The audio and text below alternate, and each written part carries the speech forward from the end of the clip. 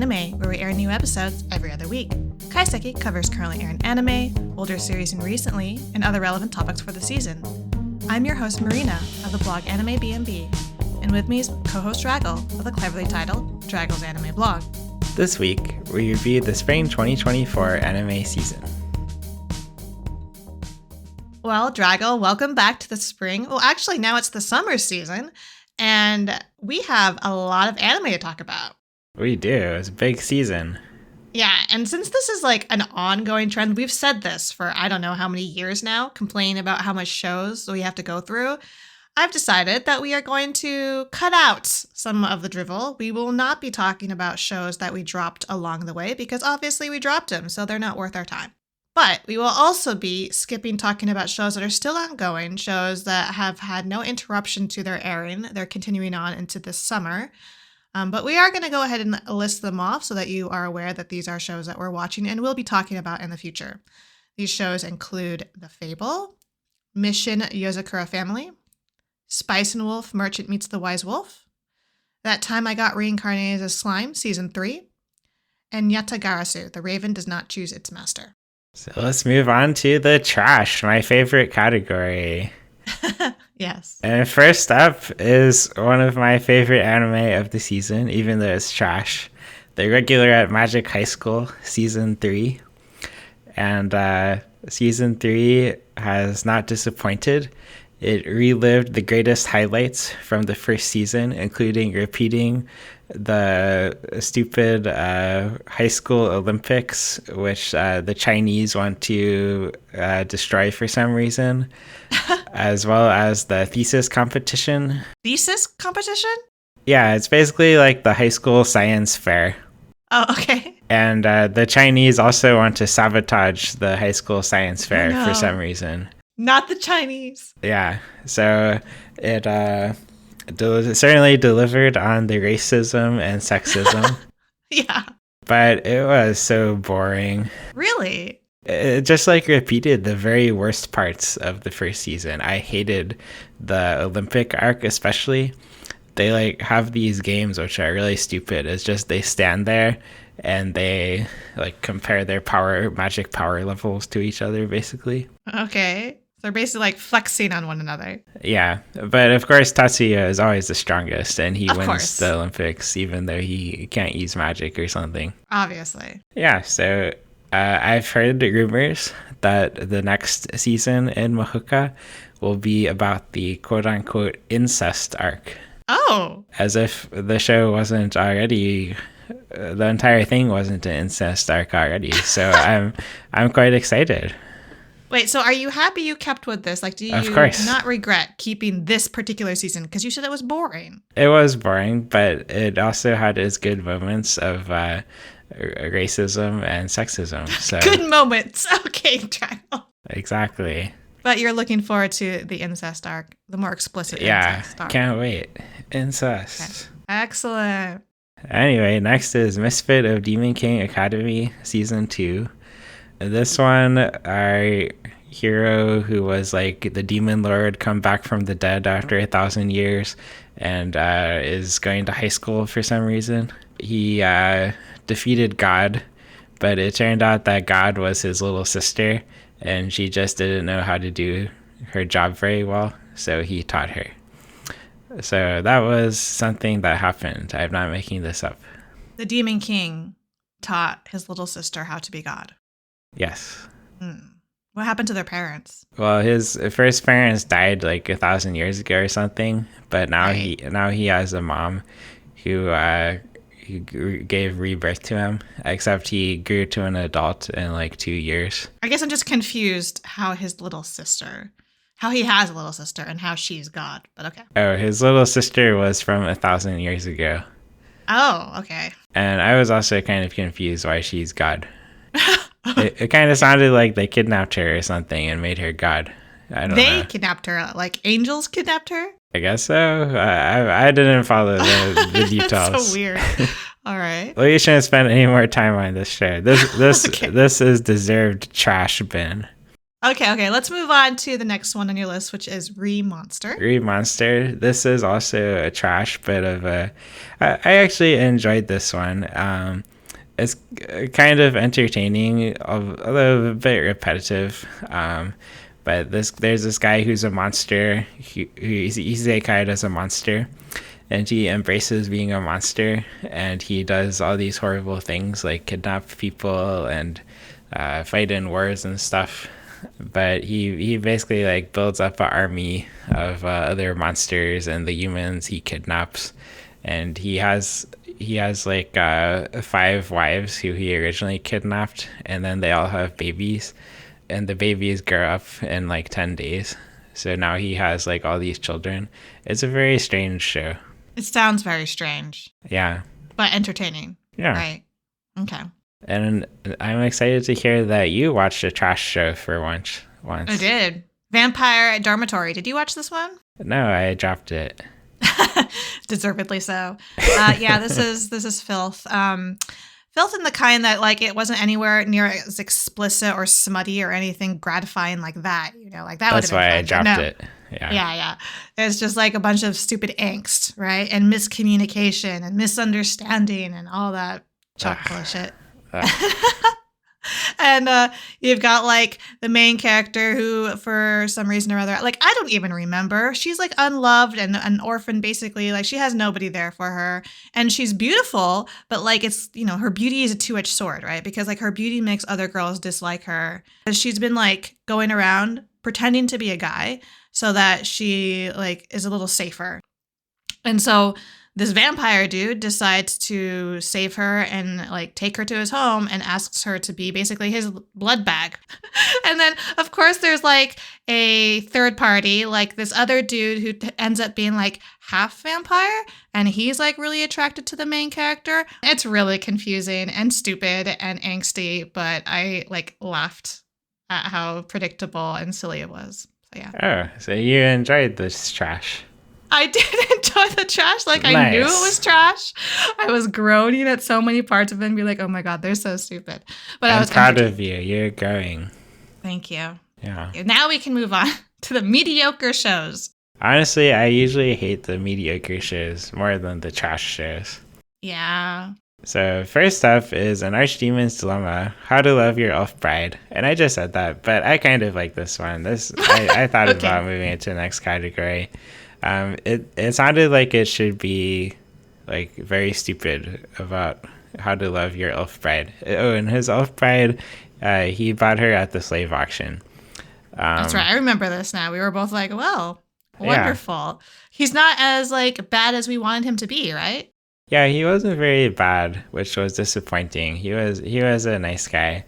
But then the later arcs were kind of interesting. Like they adopt this little kid who was her father, the dragon, was murdered, and she's trying to avenge him.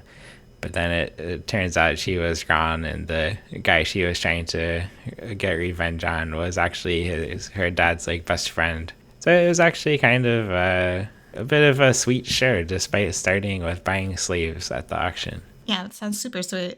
Yeah. Next is, as a reincarnated aristocrat, I'll use my appraisal skill to rise in the world. Did you watch this one? No, just the first episode. Okay. Yeah, this one is like it says, he, instead of being like the strongest guy, he can evaluate other people. So he as the aristocrat, he like hires the best team of people, and then they support him. So it was it's not the most exciting show, but it was mildly entertaining. I just remember having concerns about how it was sort of hypocritical, how like you had this like average dude who got reincarnated, but then he's using his skill to parse out the good from the not so exceptional and like leaving those people behind. I don't know if they ever like went more into that. I mean, I don't think he's really leaving them behind. He's trying to be like the leader of the dukedom or something. Mm-hmm. And he's just using his skill to like hire the best people for the jobs to lead the government. So I don't think he's like shunning the people without skills. He's just not hiring them. So like the ones that he hires that he sees like have actual skills, like are they skill from right from the get-go, or do they also require a little bit of like polish to become as good as he knows they can be? They require some polish. So like the soldier, he has to do all this training, and he like finds this kid at the orphanage. He's super smart, but he has to send him to school for a while. I see. Yeah, I guess part of me was concerned that it would just like go straight for the shiny ones and like possibly ignore diamonds in the rough, whatever, right? But if he can see like past that anyways, that's cool. Well, his skill measures like the potential. So Okay. Still kind of like rubs me the wrong way to like consider like, oh, these people, they have no potential. Like, yeah, I mean, for sure. yeah. But, it's better than I thought at the start. Yeah. Next is Chilling in Another World with level 2 super cheap powers. This is the one where the guy gets isekai'd and he meets this cute girl who it seems like it's going to be really boring, but then she turns into a giant monster and tries to eat all the humans. Oh yeah, she was entertaining until she like became his servant, right? Yeah, exactly. So then that's why I didn't drop this one. And then for the rest of the show, like she just became his wife. And no. She was very like sweet and nice to people, although sometimes she'd like look intimidating. And then all these these like adventurers moved into their house, and then the queen and the demon lord both tried to hire the guy because he was the strongest. There was one of the key parts was one of the adventurers, the demon lord who would visit their house. They like had a crush on each other, but they were both in denial, and the girl thought the demon lord was going to eat her. So I like that part, but otherwise it was very boring. It sounds pretty boring. I'm surprised you kept with it. Yeah, I don't know, I did. So the next one, I was pleasantly surprised to see that you agreed with me and put it in mediocre. Yes, A Condition Called Love was not as dramatic as I had hoped it would be. I know. I quite liked the first episode, so I was pretty disappointed. I mean, I quite liked a lot of the show, actually. Like, I like the main character. Yes. She's a sweetheart, but she's also like a very pragmatic, I don't know, she's just really practical, right? And straightforward, very honest. I love that about her. But she's also like open-minded, isn't she? Like, she's cautious with her heart, but she's willing to try things or like. She's too open-minded. She should dump that guy. Yeah. Yeah. Well, yeah. My concerns center on him, right? Like, he was fun at the start because I was like, oh, this guy's hopeless, right? Like he apparently is in love with the idea of love. But then, of course, they go into his trauma, his backstory, like, oh, his parents were shitty, right? Like out there. Like, I think it's great that they're out there doing like work to help with poverty elsewhere. But that is pretty bad to just sort of like forget your family back home. Right. And devote yourself elsewhere. Like, why did you have a child at all if you're just going to basically ignore him? Like, for that to have impacted him so much to the fact that he's like obsessive about trying to find his one true love is kind of silly.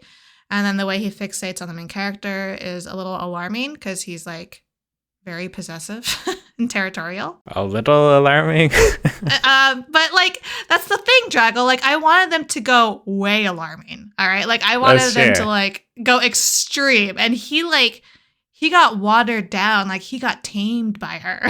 Well, yeah, I don't know. I wanted to like see his stupid things like have some consequences for him, right? Like, right? That's where the drama comes in. That's where she's so forgiving, right? Yeah, like when he tells her like, "Oh, you shouldn't have any friends besides me. You should get rid of these guys," and he like he's mean. He bullies her other friends behind her back.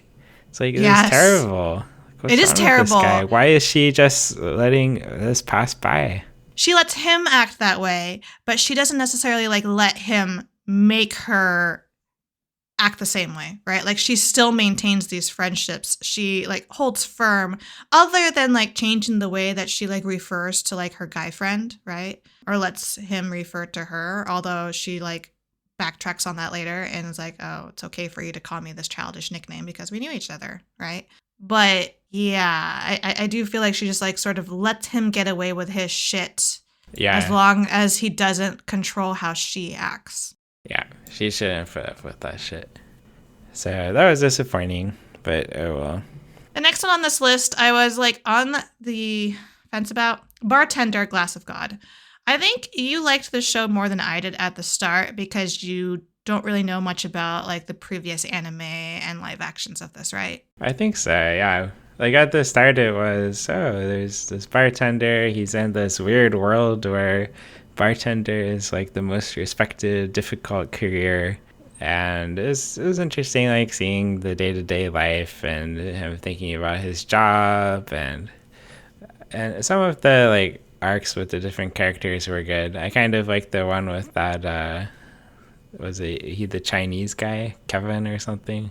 But then it just kept going and I kind of lost interest. Mm-hmm. I felt like the female characters, like the two main ones, were especially boring. Yeah, that was the part I didn't like, right? Because like I remember this franchise, like I watched the original anime, I liked the live action, and both of those had focused more on the more episodic format of storytelling, to where it was really about every one of those people who walked through the door. Right. And learning about them, learning about their story. Like you could have like mixed those episodes around and it wouldn't have mattered. Because that was like the fascinating part of it was them, Right. not him. Like the drinks were cool, right? Like I learned about some drinks that I drink today because of that show. But it didn't like elevate it any. You were talking about it like it's almost like another world. I disagree with you about that because like, yes, this is actually a thing that like you have bars that are highly esteemed and they have all these competitions. Like these are all very real aspects to it. Really? They just are, yes, like there are like bar competitions, bartender competitions. There are like upscale bars, low scale bars. Like, Well, I yes, know those nothing exist. about it, so to me it's another world. Bartender is actually an isekai. Well, I mean, I guess it's part of the magic of it, right? Like that's why the setting Exactly. can be so compelling to people because like if they don't go out and explore these places or go drinking, it does seem so otherworldly. Yeah. And I like that about it.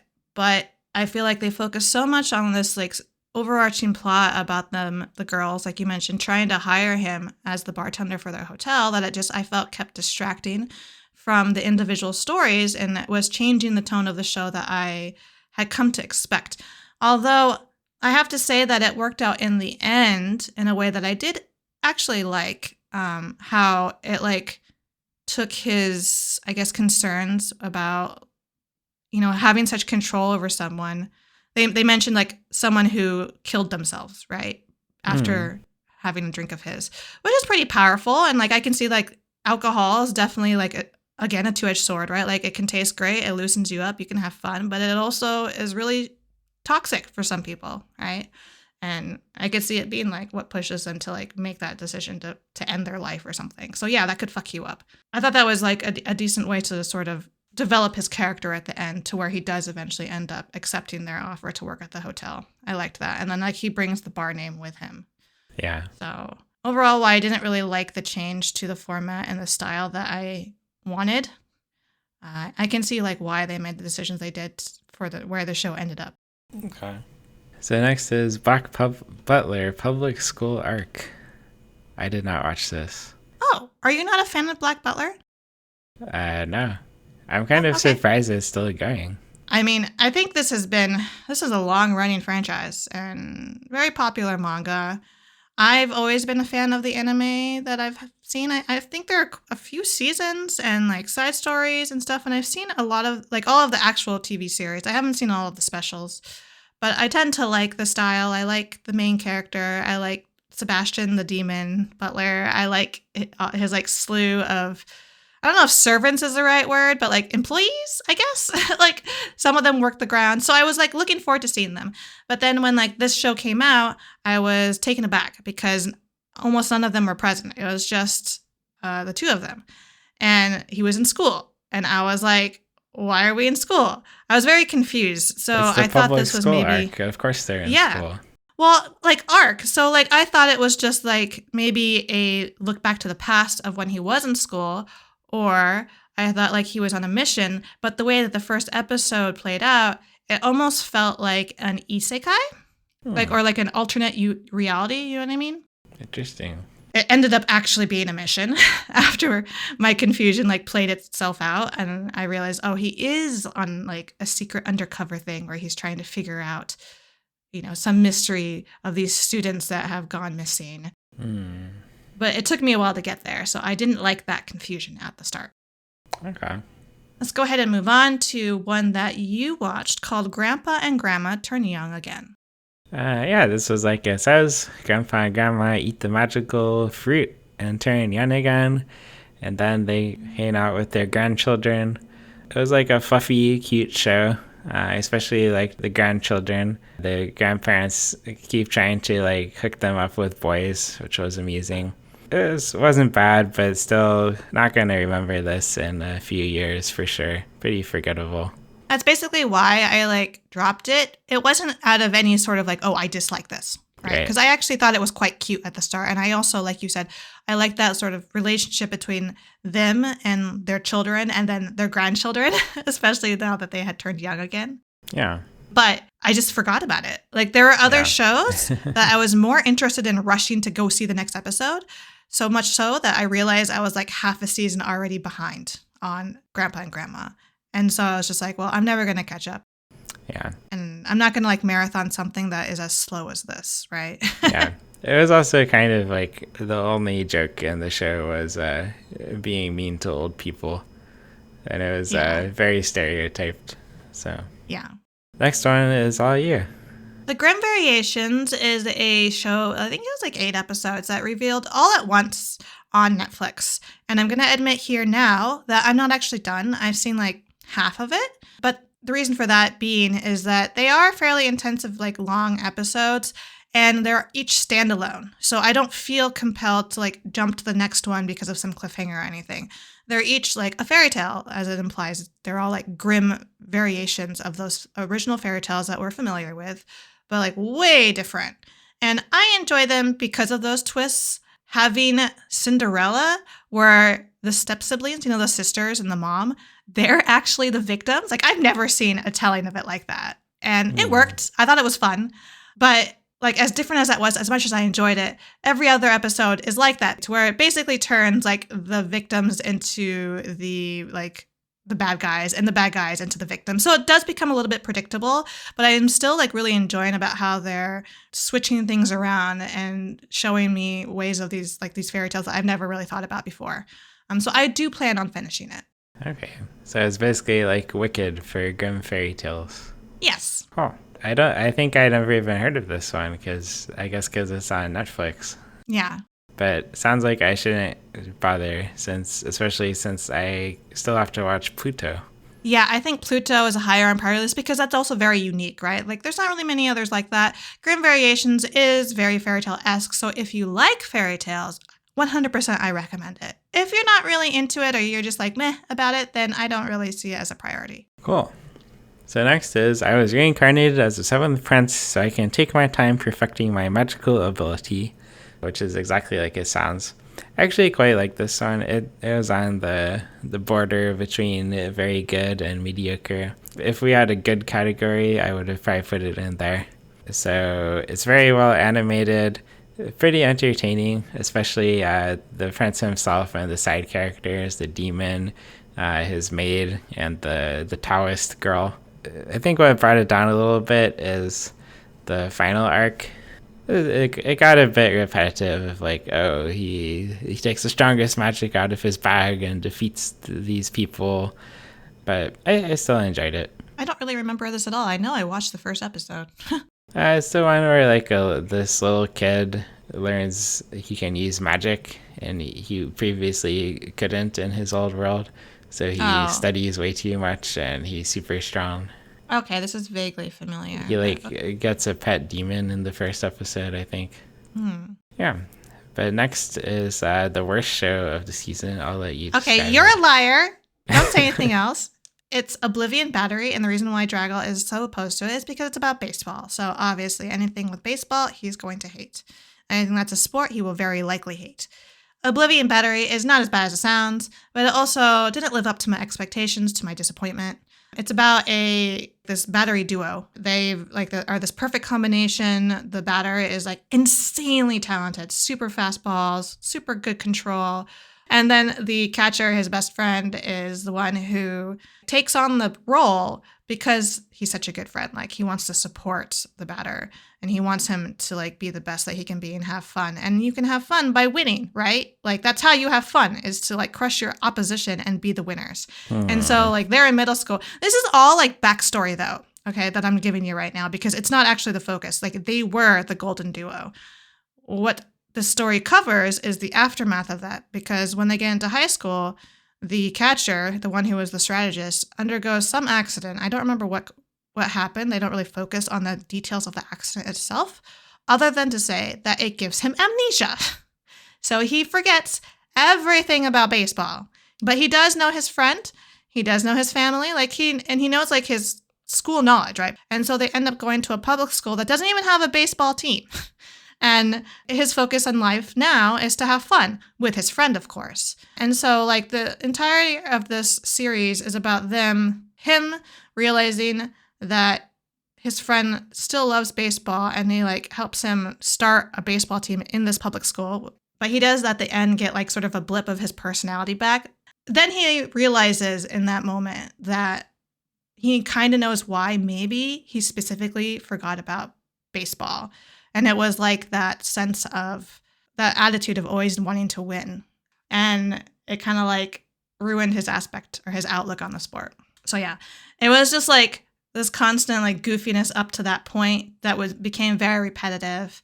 And then him getting his memory back and then losing it again was just kind of like, oh, this is very, I don't know. It was silly and predictable, and I wish they had made more progress as a team, because I like winning. Like, I wanted to see them somehow make a miracle happen at the end, which doesn't really happen. I feel like they learned the right lesson that winning isn't I feel like this is a lesson you would have liked, right? Yes, but not enough I was to dissatisfied. make me watch baseball. Yeah.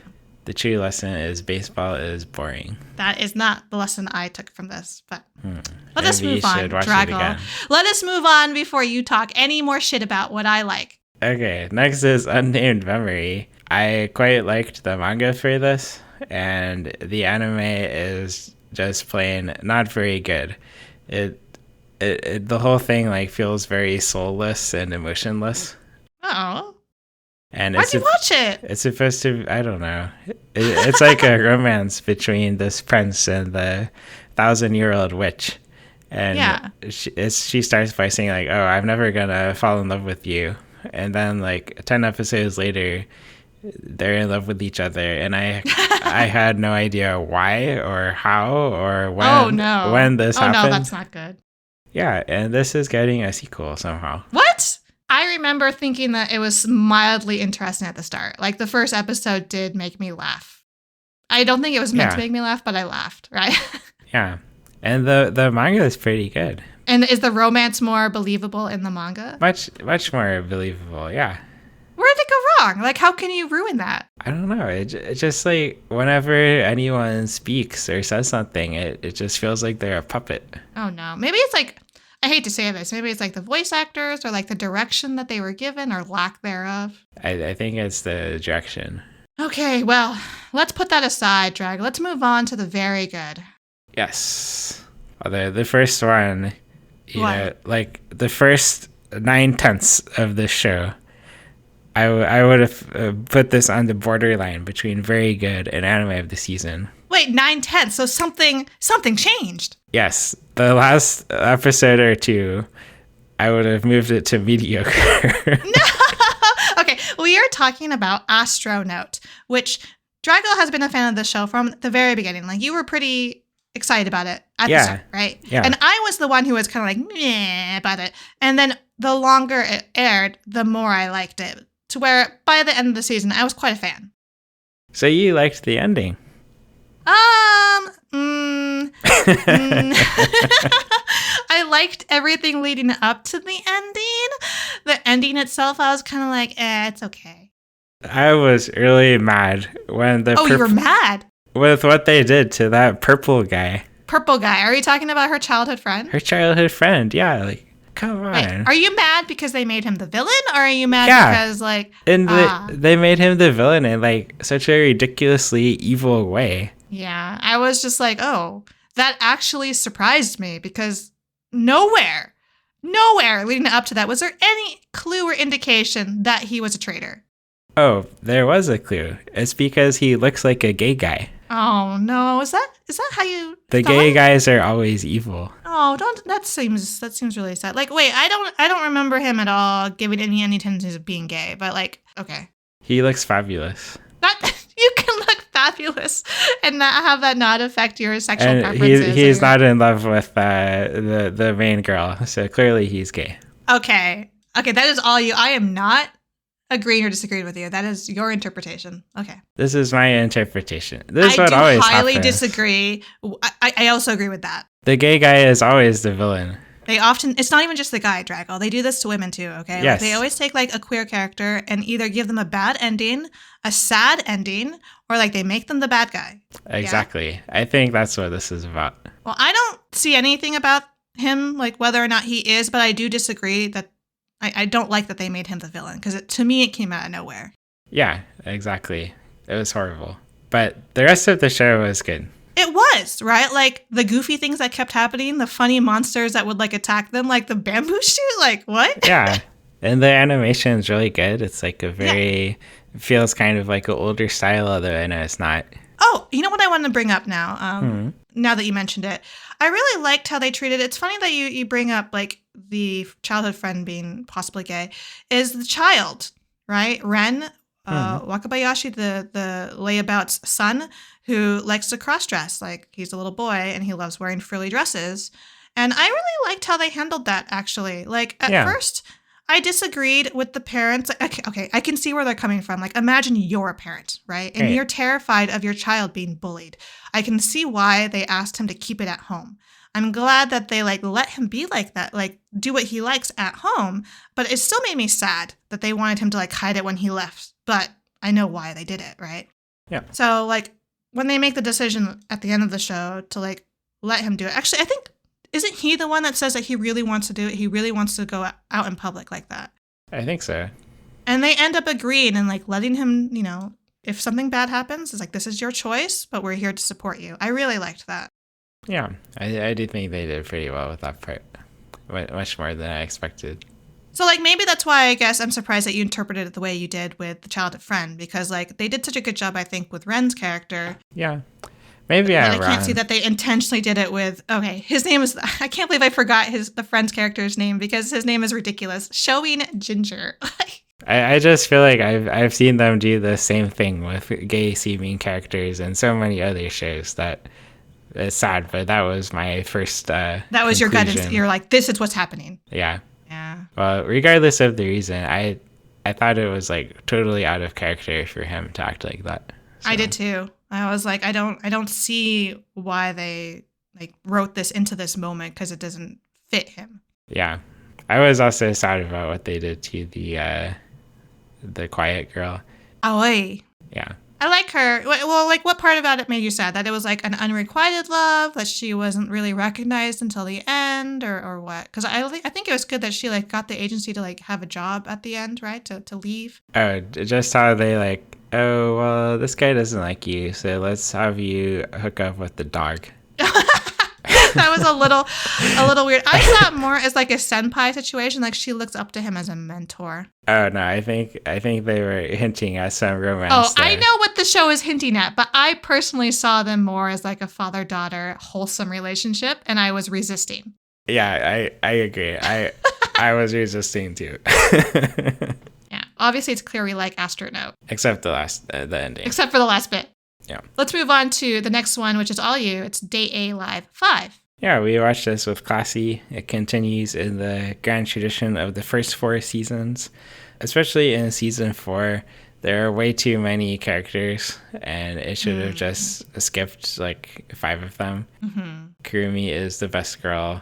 The last 5 seconds of the anime never happened. Let's move on. Another ending you dislike? Only the last 5 seconds. It was just like one, like the ending, you know how they'll have like a still shot. That's yes. Isn't that funny how just like one image can basically like give you such a bad aftertaste? Exactly. Yes. Yeah. They had the main guy with the absolute worst girl.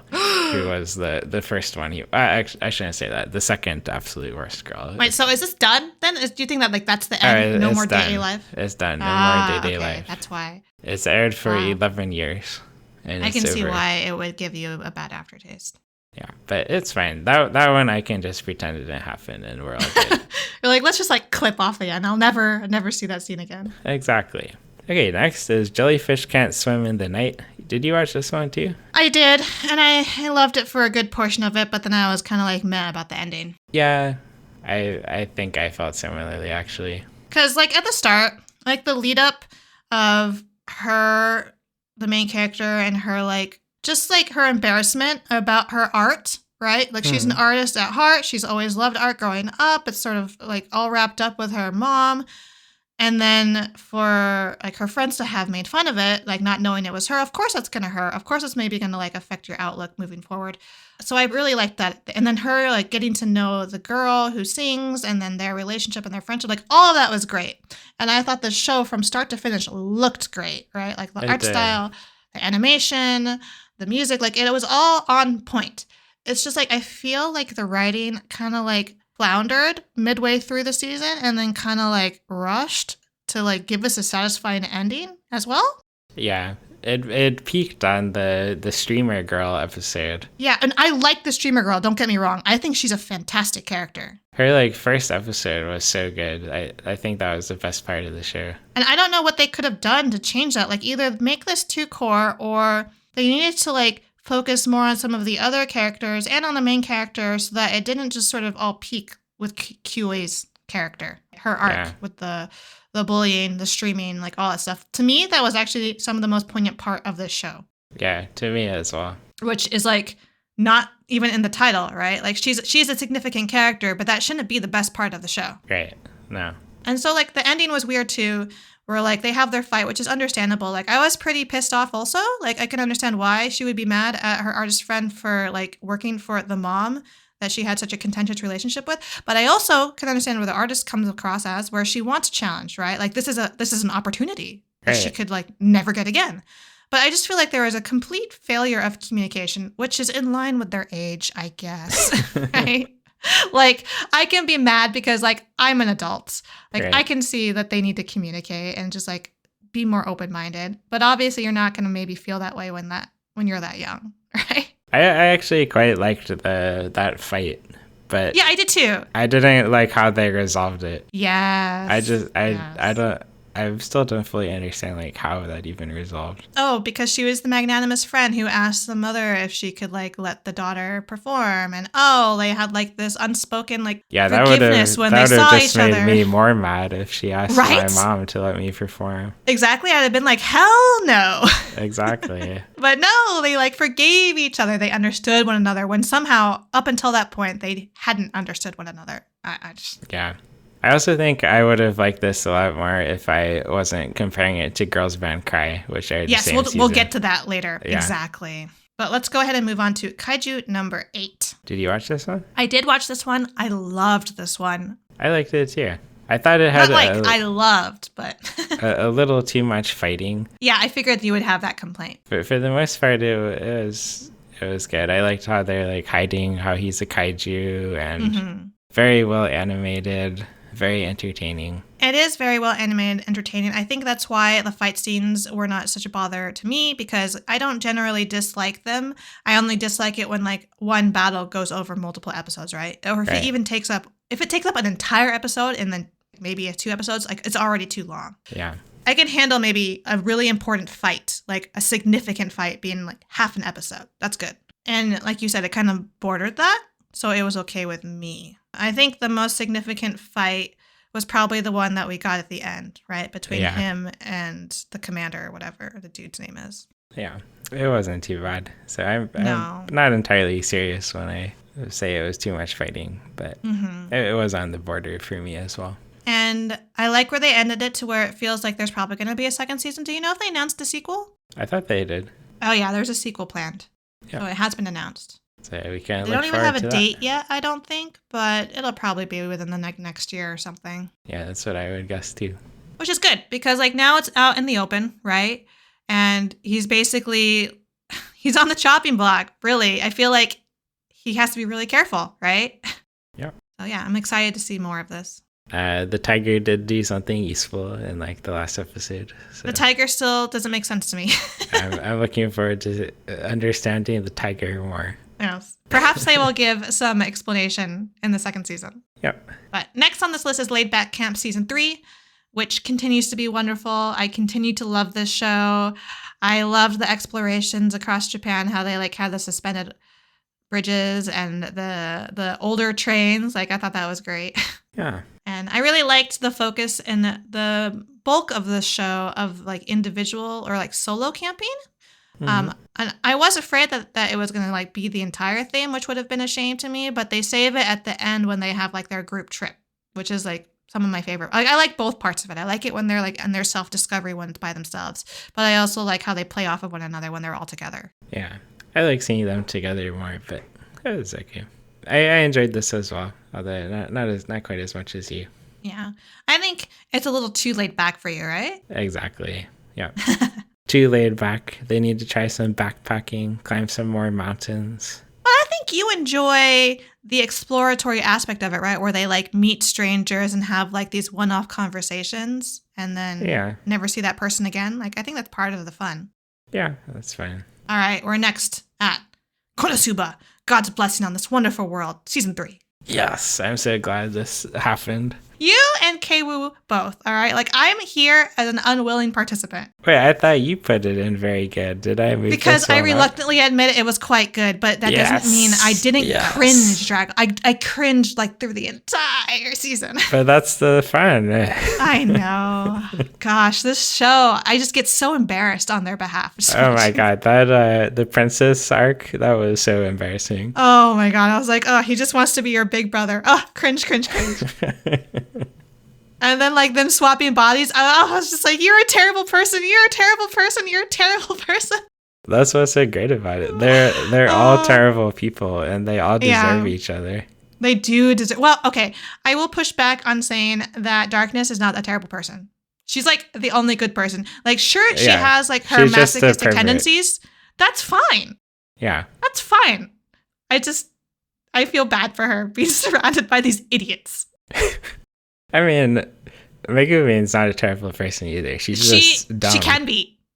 Well, she's both. She can be terrible. She usually Actually, that's true. I guess she's very terrible to Yun. The way she treats her friend, holy shit. Like, yeah. But like that ending scene where they like are outside of the church, right, escaping the wedding, and then Megumin's like holding it back, and she like basically orgasms her explosion in the air was so well done. I was just dying. Yeah. And it's beautiful. I think anytime that shows her explosions, the show is beautiful. It is. But then like, they have their stupid expressions that never change. Aqua is definitely the worst person in this show. She is number one worst person. Kazuma is a close second. Anyway, I hope this gets to season 4. It probably will. What are you talking about? I think it will too, yeah. All right, next one. I think maybe I was the only one who watched the many sides I of didn't Voice watch Actor this Radio. one. It kind of surprised me because I think that you would have liked it if you had given it a chance, because it has quite a bit of drama, like the typical drama of like they're young women, they're still in high school. She has like her and her rival like dislike one another, but then also end up coming to respect one another and end up being actually very close. But they still dislike one another publicly and like often disagree. And just like the trials that they go through as voice actresses, actors, public personalities, like I thought it was very solid. And they had a very touching arc at the end too, where like the main character is put into this voice role that is like very challenging for her. And she's trying to like figure out, like get over this wall to do what she can do to like fulfill the hope that's been placed in her for this like really groundbreaking role that she could totally flop and ruin the entire show, or she could do what they expect of her. Like they think that she could really do a great job with it. And so she just has to get there. Yeah, I like this show. I think people who watch anime, who appreciate anime and voice acting should watch this. Cool. Yeah, I don't think I'll watch it. Just too many shows, but... It's fine. Let's move on to Mushoku Tensei, Jobless, Reincarnation, Season 2, Part 2. Yeah, I can't believe this is so good, given the content. But that's like the strength of the writing, Drago. Like, holy shit. It's kind of like Konosuba. It's full of such stupid shit, right? Yeah. And some like actual terrible people. But then you fall in love with them. Right, exactly. But you think about it and it's like, oh, back in the erectile dysfunction arc or This follows the ED arc, right? Like part 1, the entire thing was about ED, like him trying to get it back, right? Exactly. Is it his grandma or I forget exactly who like has to have sex like every week or she'll die or something. And now you get to the second wife arc. The second wife arc.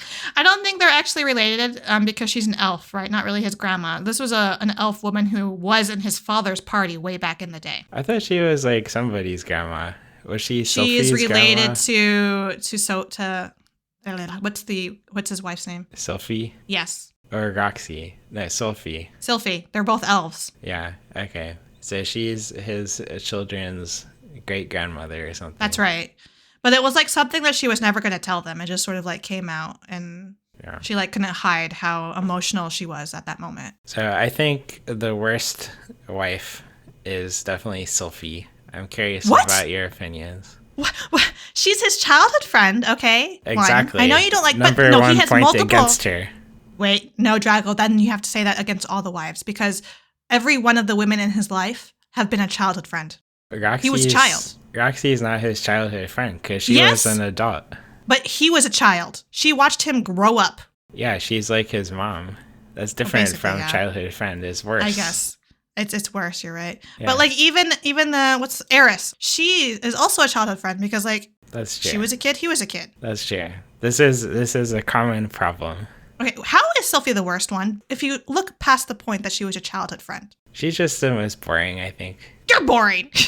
What do you mean she's boring? I thought she had a really interesting, like, her own, like, journey that she had after she got transported, how she ends up, like, falling into that royal family's lap and ends up, like, having to pretend to be a guy guard, whatever. I thought that was interesting. Yeah, no, it was.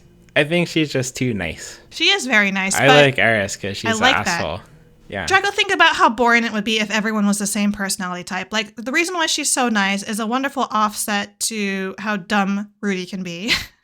And it is a nice change of pace from Eris. Like, Eris is, like, the energetic, not sometimes, a lot of the times angry one. And so, like, Sophie's, like, the other part of that. And if he's going to end up having the harem, like he probably will, then it's nice to have different flavors. Yeah, that's true. I mean, I like Sophie, too. Do you? But I think if you think about it, Roxy is actually the only age-appropriate relationship. Is it? Because there's a huge age gap between them. Well, isn't she what? She's like 50? She's something, yeah. Yeah. Something about her demon blood makes it to where she's like pretty old. But he died in his first life in his 30s. So technically, but nobody they're knows the same that. age now. But we know that. He knows that. Yeah.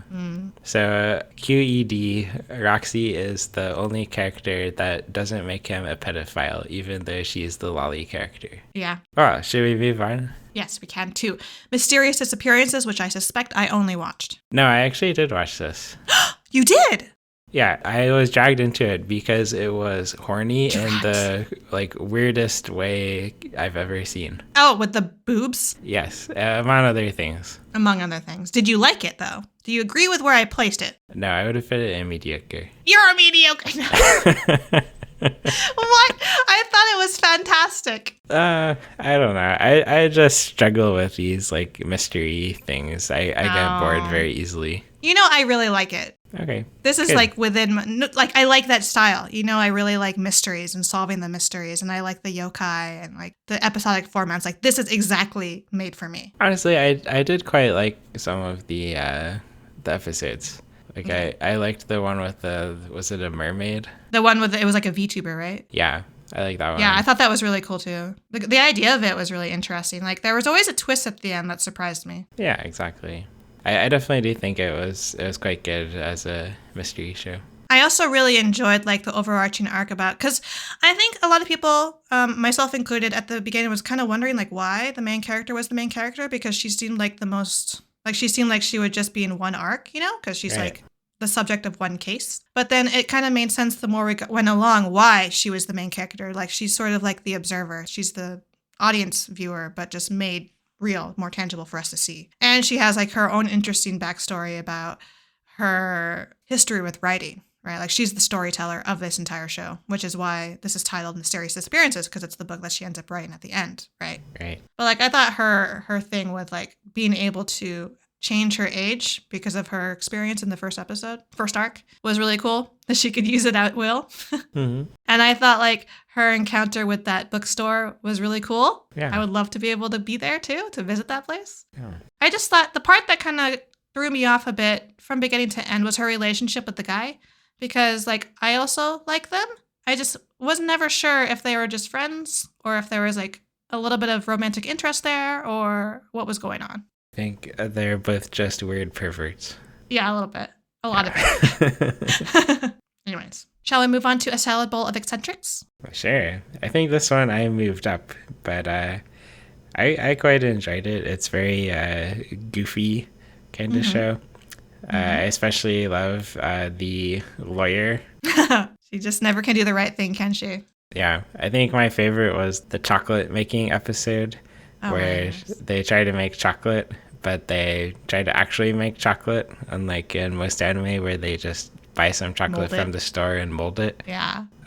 So they spend like $5,000 or something on different equipment. And they're like, you do realize you're like losing money, right? Because we're not working. We're just making chocolate. Yep. And I also enjoyed the homeless girl and the cult leader. And I thought it was the perfect ending with the cult leader getting arrested. Oh, yeah. Their ending was great. Like, I originally was, like, always agonizing. She was the most interesting character to me at all, too, the knight, because it was just comical to how she was just, like, this reoccurring homeless person. And I just couldn't believe, like, how clueless she could be that she always ended up in these, like, offhand jobs that were obviously sketchy. Like, come on. Use your common sense. But she had like the most earnest personality, to where it just made me sad that she was just really bad at gambling. But then like the princess, who is like ridiculous, was so good at it. Yeah. So yeah, I also really like that idol arc at the end. So why did you put it in mediocre? Because up until that point, like I feel like aside from the homeless character, I really thought the rest of the show was kind of boring. Like I was only really ever interested in her storyline, and like all these other random characters that we met, all the various things that we did, I could give two shits about. You didn't like even the lawyer? She was fine. She was just a side character to me. I see. She was the main character to me. I mean, that's fine. We had like our favorites, right? Yeah. I wished I had liked more of this show. And then the ending I hated. It just felt like it just dropped you in the middle of nowhere. What? Well, I thought it was hilarious. What about it was hilarious? Like there was no conclusion. There was nothing. It was just like, oh, hey, at the end. We're just going to stop here. But it stopped right after the cult leader got arrested. But again, like, are they really the main character? Like, who is the main character of the show? Like, that was, like, the only thing that, like, kind of There is finished no up. main character. Yeah, it just felt aimless to me. You don't like have to have the a main character. That works for you. For me, I just felt like it was very aimless. I see. Wait, but you like Arya. Arya? Yeah. Let's not argue about this, but that does have, like, a clear Really? beginning and end. Yes, it does. If you actually, like, paid attention and watched the show. That's too hard. I'm not going to do that. So don't make comparisons that you don't understand. Okay. Next is Tonari no Yokai-san, which I didn't watch. I feel like you should have.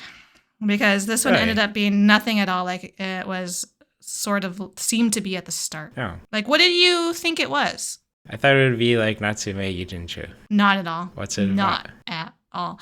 I mean, there were like sort of slow episodes. When I say slow is such a bad word, I guess. Like gentle, I should say, healing-ish episodes, to where like you got to meet the different yokai and like got to know some of their individual stories. That But sounds there was, awful. like, it sounds awful, yeah, for you. For me, it's great. But I was right. I think I mentioned to you how like there was like this growing discomfort or like uncanny feeling about the shadows.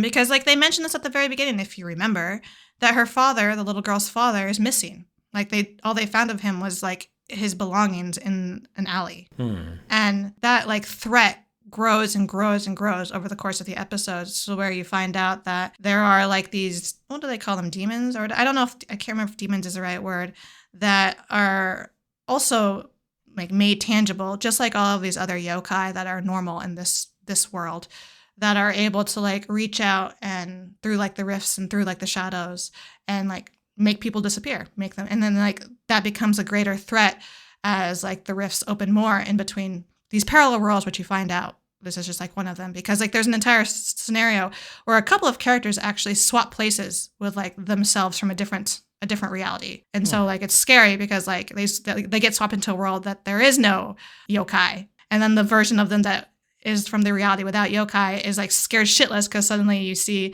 Kappa walking around like everyday characters. And so like there's this huge climax at the end where like reality flips on itself and it's like their world is going to end. So yeah, I think it was nothing at all like anyone would have thought if they had just dropped this at the beginning. So it's like a gentle horror. Yeah, I guess so. Yeah. That sounds interesting. But it's fine. I liked it quite a bit. But it does like have its weaknesses because, like I said, it did slow down occasionally here and there. I wouldn't be surprised if a lot of people had like dropped it. Not after the first episode, but even after like a handful of episodes. Okay. Well, last show in very good, TSUKIMICHI, Moonlit Fantasy, Season 2. I'm still quite enjoying this. It's another isekai, but it started quite a while ago. I feel like it's one of kind of at the earlier stage of the trend. It's enjoyable. This one, it feels like the main character, like he's overpowered, but he definitely struggles more than a lot of the isekai characters. And some of the people he meets are like really shitty to him. And he's kind of dumb, like he's trying to be a merchant for some reason, but he's really terrible at it. So yeah, I'm still enjoying this one, similar to the previous seasons. Okay, so next is the anime of the season. I'm surprised. We actually have a handful of shows here. Yeah, and I think we only agree on 2 of them. Wait, really? Oh, okay. Yep. I'm curious where we overlap. But the first one on this list is Delicious in Dungeon. Which is not where we overlap. Okay, so where would you have put this? I would have put it in very good. I actually I've enjoyed the second half of this much more than the first half. I can see that. I bet that a lot of people feel this way, where you have people who miss the more episodic format that the show started out as, which I also very much enjoyed, but would have placed more in the very good portion. And then there's like this very obvious shift, right? Where things get a lot more serious and like the threat looms and they like have a clear goal where what they're doing, like no more episodic formatting.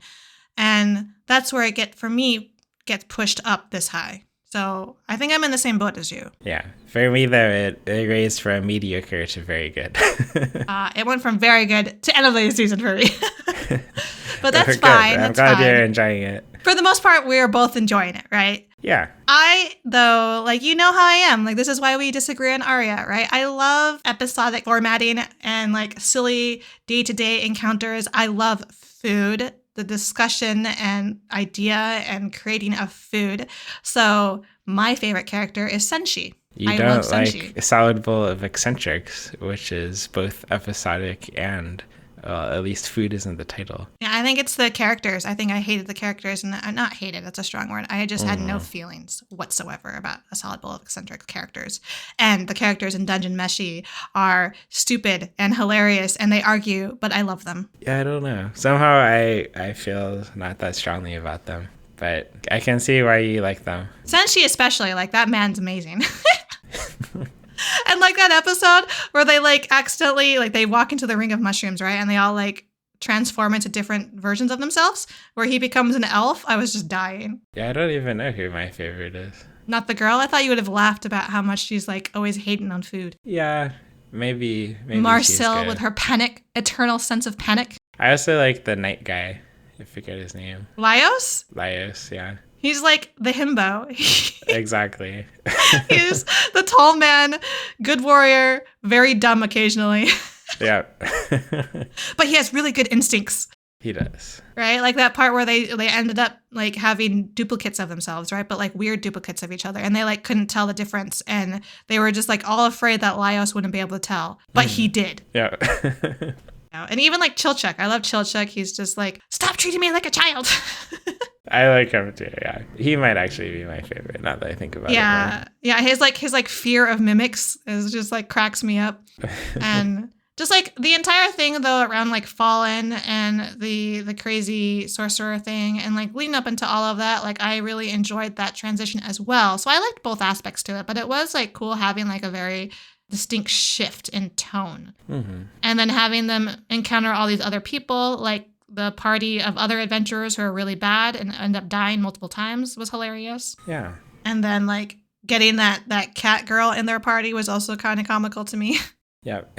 So yeah, I am looking forward to more because obviously like where they've ended, they're not going to end here. There's going to be another season. I thought they already announced Did they announce it? I think so. Okay, I believe you. Cool. Well, next is my top anime of the season, Girls Band Cry. This was just I so agree with good. you. I agree with What? you. This show You was put it amazing. in very good. I moved it Did up. I? Yeah. Are you sure?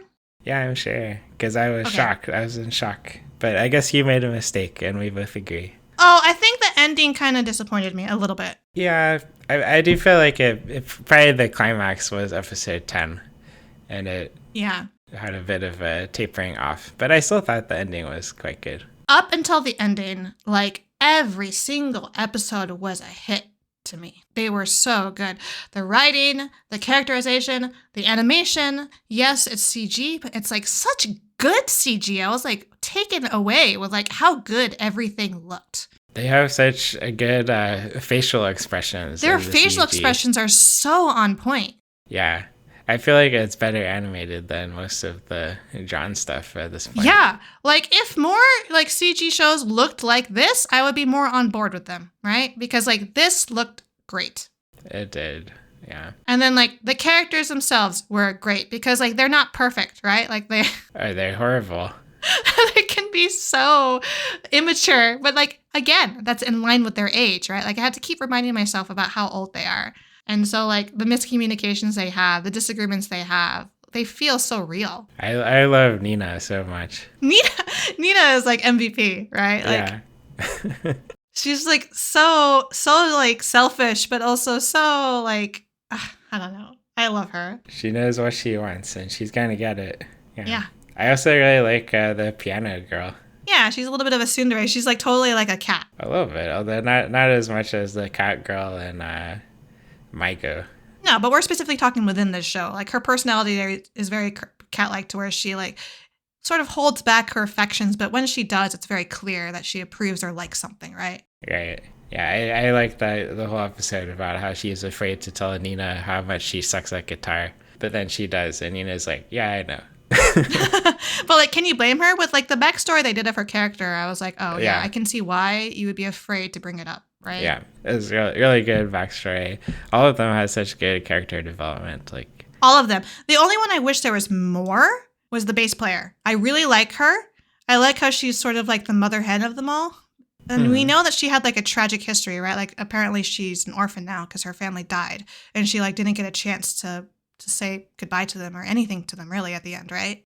Right. And I wish we knew a little bit more about her because like we know, I think it's only revealed later on in the series that she's not even Japanese, right? I think she's... No, I think we knew that at the start because there was like somebody bullying her for being a foreigner at work. Yeah. That wasn't the very first episode though. Like I think it was a couple episodes in. She because... didn't even show up until a few episodes in. No, we saw her in the background. We like there was something about them. Like we saw them in the background Oh, as really? workers at Yoshinoya. Yeah. Oh, okay. Because remember, like that's the very first place that Nina and them go. Oh, for wait. All right. food. Did she give them the middle finger? I can't remember. Because remember, she went in that restaurant and gave the people in the back the middle finger, like thinking she was thanking them. Maybe. I have to rewatch that first episode now. I kind of liked how she was like the quiet, mysterious one as well. Yeah, I thought she would actually bore you because you tend to like not like the nice characters, but like she's got a little bit more depth to her, right? Because she's not just nice. Like she likes the drama, right? She was at herself. She's like, "Yay, fighting! Go fight some more." She's like me, I think. Oh, okay. Yeah.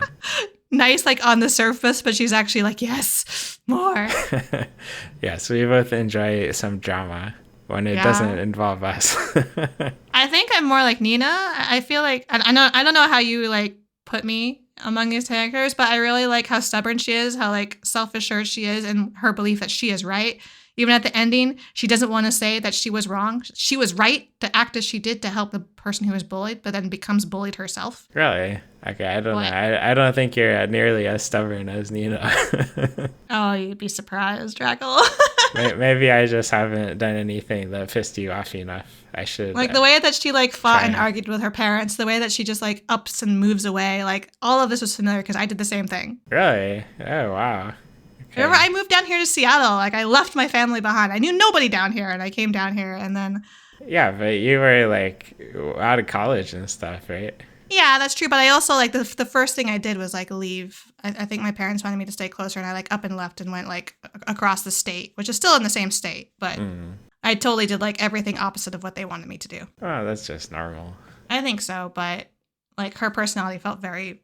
I agreed with so much of her choices. Yeah, actually, what I think one of my favorite things about her arc in episode 10 is like it spent all this time like with her, and you think like, oh, her parents must have like abused her, or no, it must have and been really bad, right? And then they were actually really nice. Right? Yeah, no.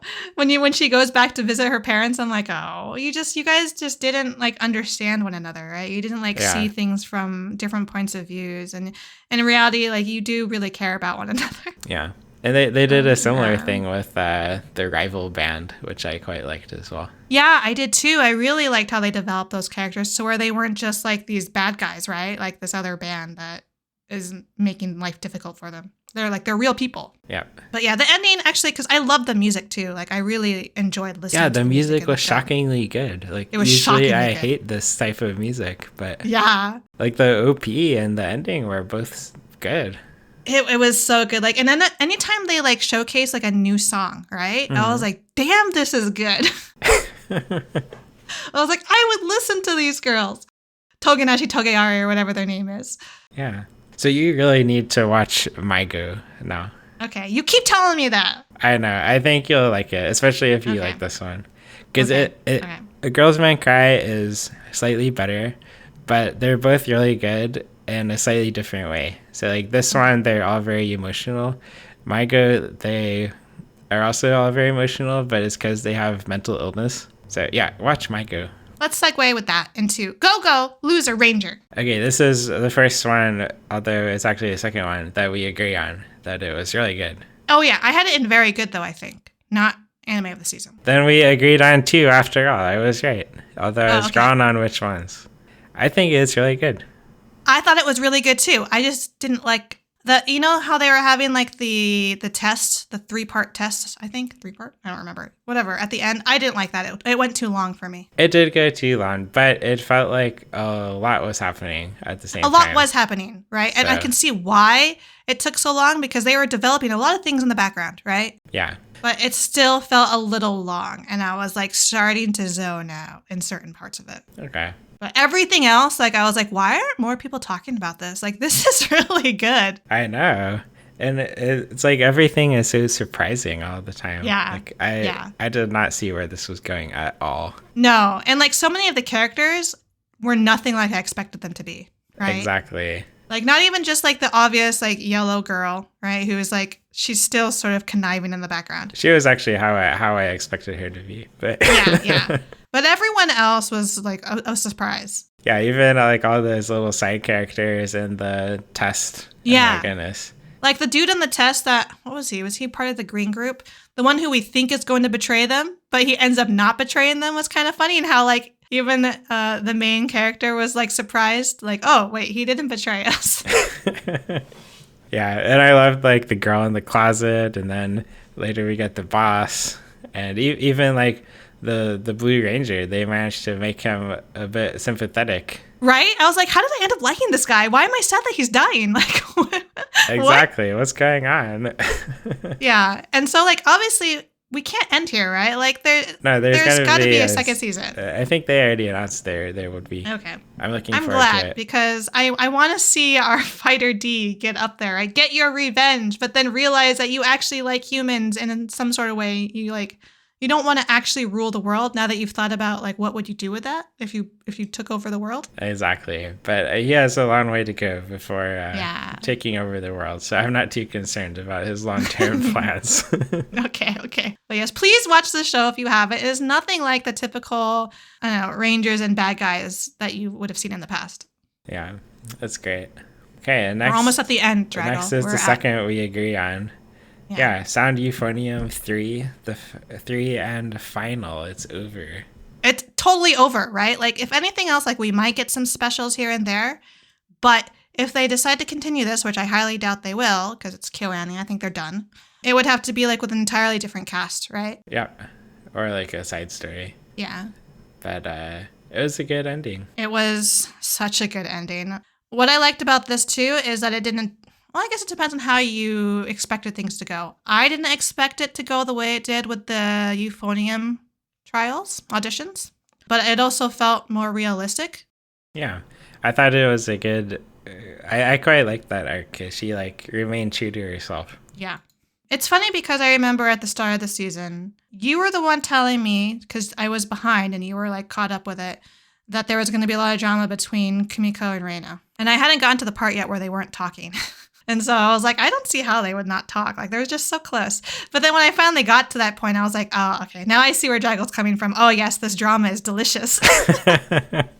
I was a bit disappointed they resolved it so easily, though. Yeah, right? Like, I was kind of like, oh, let this drag on a little bit more angst. Exactly. And I actually also changed my mind. I also changed my mind on the, what's the name of the girl? The rival Euphonium player. How so? I originally thought, I think we talked about this if you remember, that she had a crush on Kumiko or like wanted to be friends with Kumiko in a different sort of way than what they ended up becoming. Oh. And you were like, it's not quite like that. No, I don't think it's like that. Because you were ahead of me, so you knew where things already were. Okay. Further ahead. And so I actually started to see her more along the lines of what the other, I think Kanade is her name, the other Euphonium player was like, where she was saying, and Keilu, when we were watching, he kept yelling at the screen, actually. Really? He was like, stop interrupting Kumiko. Oh, how obvious that you're like, again, bothering her while she's trying to practice. Oh, why do you keep saying, oh, maybe I should drop out? Oh, maybe, do you really want me to do this?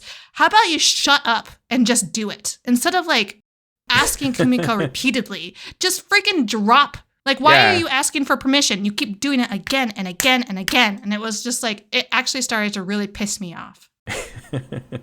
So like I started to hate her character. I was like, oh, you conniving bitch. like just shut up and just like drop out already. Oh wow, I'd never felt that strongly about her. Well, it's because like every episode she just kept harping on Kumiko, and poor Kumiko's just trying her best, but the girl can't practice in peace. People always have to interrupt her. And so like when they resolved that sort of tension, I was reluctant because I didn't want to like the other girl. But then I also thought that they did it in such a way that to where I couldn't fight it. Like I thought it was done so beautifully. And then with Kumiko, like sort of seeing in her, that other girl, her younger self, the way that she used to be in middle school, I thought was really well described. And then with the way the Euphonium audition played out, I was like, well, this is really, really sad, but also fits in with what her ideals were, right? Or like what her vision was. Yeah. So, yeah. And I was glad that Reina went to America, where she will definitely get the shit beat out of her if she continues her crap attitude. Yep. I don't know about that, Drago. I feel like she'll do really well over there, too. I would have beat the shit out of her. No, you wouldn't have, because you wouldn't have been anywhere in the same realm as her. That's true. Like, you wouldn't even be within the same band because you'd be in like the C band. Well, if I met her somewhere besides band. Wow. Okay. Yes. You're just like that anti-competition, huh? Oh, no. I'm just anti-Reina. I love Reina. I love her too, but she's an asshole. We can agree on that. That's why I love her. Exactly. We are finally at, I think, a contentious show. Train to the end of the world. Yeah, I would have put it in maybe between very good and mediocre. I'm going to slap you across the face right now. No fucking way. I will accept your slap. There is no way the show is mediocre because it is so beyond the realm of anything that is mediocre. Yeah, okay. You're right. I would put it in very good. Because, like, it's not forgettable. The show is, like, crazy. Like, every episode, every new prefecture or town or wherever they're going through, I think actually town, because aren't they also, like, a neighborhood of Tokyo? I don't remember. They're not that far, but because of the reality of this new world, it makes it seem like it's an entire prefecture away. Yeah. To me, it felt like it was indeed crazy, but it it didn't feel like there was like a direction or a purpose to the craziness. It was Oh, really? crazy for the sake of being crazy. I disagree. That's why I liked it so much, is because it felt like there was a clear goal, which was getting to her friend. Her friend was the goal. And like trying to like communicate with her. Most of the individual episodes like had not much to do with that. I disagree again. That's because fair. I feel like it was part of the character development. Like seeing them interact with all of like the different versions of different areas, because every town has its own unique theme, right? But Like I their also own being think the animals. they had very little character development. I could barely tell you like what is the difference between them, except for my favorite, the short girl. The one who likes to read, the one who like is very knowledgeable. Yes. I guess development is also the right word here. I say character background feature, because for the most part, it does feel like they stay fairly static, other than maybe the main character, because she like finally admits that what she did was wrong and was very selfish. And I'm glad they did, because when we saw like that confrontation between her and Yoka, I was like, wow, you're a jerk. You're like stepping on your friend's dreams and like basically telling her that she's not good enough. Yeah. And then for her to like realize later what she had done. So I'm really glad that they like had that ending. And then I also really like the way that they ended things with, while they were able to like sort of return things to its former state, the consequences of what had happened stayed. They have to live with what they did, because like not everything went back to normal, right? Right. I don't know. It was good, but maybe the right word isn't development, but like depth. Like the one girl likes to read, the one girl likes to punch things. Otherwise, like what is, I feel like I don't have much of a sense of who they are. Yeah. I guess for me, it was less about the individual side characters, like development and personalities, as the way that they like played off of one another, which worked with the comedy for me. Yeah, to me, the comedy felt like kind of rushed and forced. Like it always felt like they're just talking so fast for some reason. Oh, I liked that. But, That's fair. I mean, that's also comedy, right? Like comedy really works very differently for different people. I did like the guy tapping on the railway in Morse code. I also like the swan dude. Oh, yeah, he was good too. Like the ending was probably one of my favorite endings, when he like comes crashing over the waterfall and lands on top of the guy. Good. I was just like, I actually like laughed, like just barked out loud with like this really loud laugh when he like saves the day. So yeah. Well, we finally did it. We're at the end of the season. We talked for so long. Next season's gonna be bad too. So Bad, but so good, I think. exactly. Tune in again to Kaiseki Anime Podcast 2 weeks from now. Please feel free to send us questions or comments on Twitter with hashtag Kaiseki Anime Podcast, or on our individual accounts at Draggle_Kun and at MarinaBNB. Listen to and review us on Spotify, YouTube, and Apple Podcasts so we can continue to grow and improve. Thanks for listening. See you next time.